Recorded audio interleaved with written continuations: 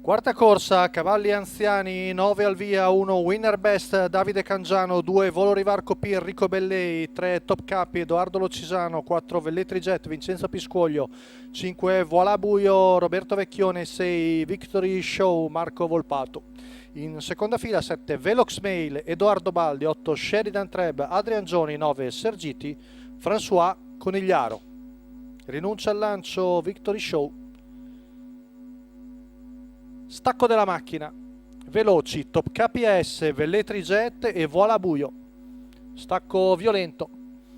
È alla fine Edoardo Locisano che prende il comando col figlio di Letuché. Insiste al largo Velletri Jet, cerca di farsi il posto, ma il posto non c'è perché è partito forte anche Winner Best. Arriviamo al paletto dei 200 metri in 14,7, Top KPS in vantaggio, Velletri Jet all'esterno che si trascina il compagno di training Vola Buio. Mentre terza la corda vediamo Velox Mail, quindi in vantaggio Top KPS, Top Capi scusate, arriva ai 400 in 30 e mezzo, Top KPS corse molto tempo fa. Intanto avanza Vola Buio, all'esterno ha scavalcato Velletri Jet e ora arriva ai fianchi del battistrada.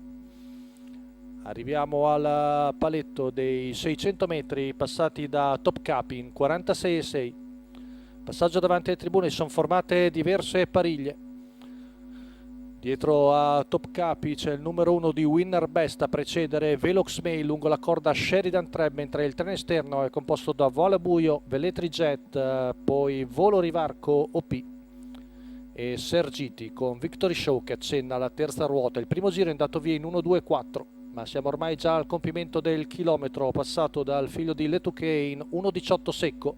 Avanza al largo Volo Rivarco P con Enrico Bellei, poi dal fondo anche Victory Show, sembra in cedimento Vola Buio, arriva Volo Rivarco P ai fianchi del battistrada, retta di là, veloce in 14,8, è ancora lì Winner Best, ci prova Victory Show, anche Velox Mail è lì vicino ai primi, siamo a 250 metri dalla conclusione con Top Capi, Edoardo Locisano in vantaggio, accenna la terza ruota, Victory Show, guadagna di dentro Winner Best che proverà l'open stretch, ultima curva in 14,7, retta d'arrivo, cerca di difendersi Top Capi ed è Top Capi che viene a vincere, mentre per il secondo Volo Rivarco P batte Winner Best, finisce forte anche Victory Show, 1,15,8 la media al chilometro, 29,1 a chiudere, 14,4 la retta d'arrivo, Top Capi, Edoardo Locisano, il training di Marco Smorgon per la scuderia immobiliare La Moretta,